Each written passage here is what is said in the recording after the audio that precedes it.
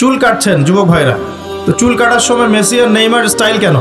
রাসূলুল্লাহ সাল্লাল্লাহু আলাইহি ওয়াসাল্লামের সুন্নত বাবরি চুল নাই, রাখা যাবে? একটা হাদিসে আছে, যার চুল আছে সে যেন চুলের যত্ন নেয়। যার চুল আছে কি করে? সে যেন চুলের যত্ন নেয়। চুল চলে গেলে তো আর যত্ন নেওয়া যাবে? যাদের নাই তারা কি বাবরি রাখতে পারবে? যাদের আছে সুন্নত বাবরি রাখা যাবে না ইনশাআল্লাহ? আচ্ছা, সব সময় এটা বাধ্যতামূলক নয় আপনার জন্য, কিন্তু যদি সুযোগ থাকে আপনি রাখতে পারেন। ওই সুন্নত না রেখে যদি আপনি এখন তেলাপোকা ছাট দেন তাহলে তো সমস্যা। তেলাপোকা ছাট কি? হাদিসে একটা শব্দ আছে, কুজা করা। এটা মানে কি? মাঝখানে চুল থাকে এইভাবে লম্বা আর দুই পাশ ফাঁকা।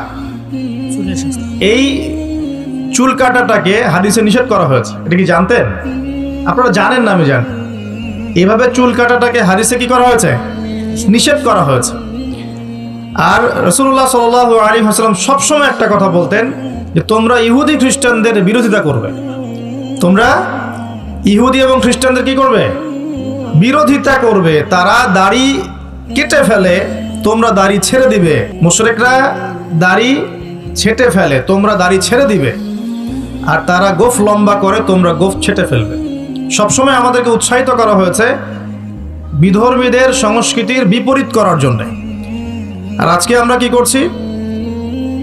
ইচ্ছায় হোক আর অনিচ্ছায় হোক, জেনে হোক আর না জেনে হোক, আমরা কিন্তু বিধর্মীদের আদর্শ এবং কালচারগুলো ফলো করছি না ভাই?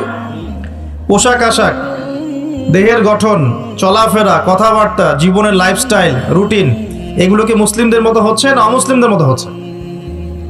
কোন মুসলিম যুবক কি ফজরের আজান শুনে নামাজ না পড়ে ঘুমাতে পারে? আবার দুপুর 12টায় ঘুম থেকে উঠতে পারে? দুপুর 2টায় নাস্তা করতে পারে? বিকেল সময়টা গার্লফ্রেন্ডের সাথে ঘুরতে পারে? আর সন্ধ্যাবেলায় বন্ধুদের সাথে আড্ডাবাজি করে, জুয়া খেলে, বারে সময় কাটিয়ে রাত্রে আবার এসে ইন্টারনেট চালাতে চালাতে 3টা 4টা 5টা বাজে, তখন ঘুমিয়ে যায়। এই হচ্ছে এখনকার যুব সমাজের আদর্শ।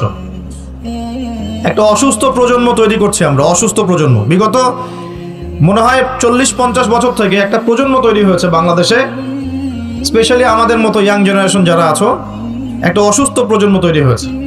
আল্লাহ রাব্বুল আলামিন সূরা হাশরের 7 নম্বর আয়াতে বলছেন, বা'দা আউযু বিল্লাহি মিনাশ শাইতানির রাজীম ওয়া মা আতাকুমুর রাসূলু ফাখুযুহু।